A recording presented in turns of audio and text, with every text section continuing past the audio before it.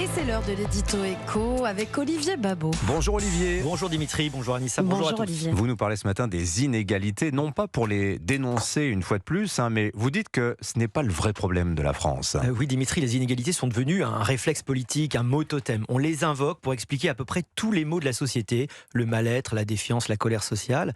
La lutte contre les inégalités est la colonne vertébrale de nombreux programmes, comme si leur nocivité allait de soi. Mais c'est justement quand une idée paraît évidente qu'il faut commencer à la questionner, parce qu'en l'occurrence, beaucoup de raisonnements politiques reposent ici sur du sable. Vous êtes en train de défendre les inégalités. Alors, il faut d'abord être précis. Personne ne défend les inégalités en droit, personne ne défend les inégalités de chance.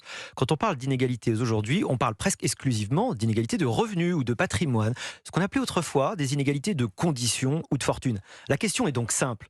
En quoi le fait que mon voisin gagne plus que moi, roule dans une voiture plus chère ou habite une plus belle maison, nuit-il à ma vie, à ma santé, à mon bien-être ? Pourtant, depuis des années, on nous explique que les inégalités rendent les sociétés malades, Olivier. Oui, l'idée implicite, c'est ça. Plus une société est inégalitaire, plus elle serait anxiogène, violente, dépressive. Or, une étude récente publiée dans la revue Nature vient sérieusement bousculer ce dogme. C'est une méta-analyse de 168 études qui porte sur plus de 11 millions de personnes.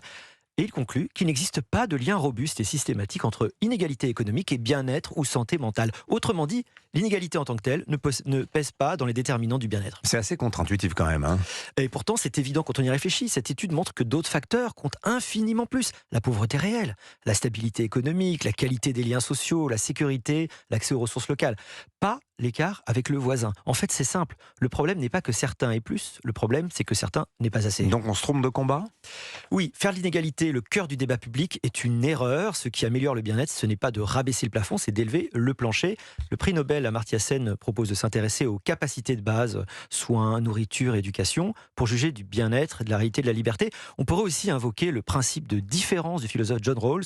Des inégalités sont tolérables dès lors qu'elles sont efficaces, car profitant à tous et d'abord aux plus défavorisés. Et alors justement, cette richesse, est-ce que chez nous, elle profite aux plus défavorisés ? Oui, alors vous voulez une illustration pour le coup contre-intuitive ? Figurez-vous qu'aux États-Unis, la construction de logements, y compris des logements de luxe, a entraîné une baisse des loyers des logements plus modestes. Mais le meilleur argument, c'est quand même celui-là. Rappelons qu'en France, si l'on considère que 43% des Français les plus riches payent pour les autres, comme l'a montré l'INSEE, à travers la contribution fiscale, eh bien c'est que les riches alimentent notre lourd système redistributif. Vous voulez dire que la plupart de nos politiques font fausse route quand ils font de la lutte contre les inégalités leur priorité ? L'erreur de nos dirigeants est de s'intéresser plus à la chasse aux différences qu'aux dynamiques de création de richesse et de liberté qui font le vrai bien-être collectif. La focalisation obsessionnelle sur les écarts nourrit surtout les ressentiments. C'est la prospérité bien plus que l'égalité qui importe. Signature Europe 1, Olivier Babot. Merci beaucoup Olivier. Bon anniversaire. Merci Olivier.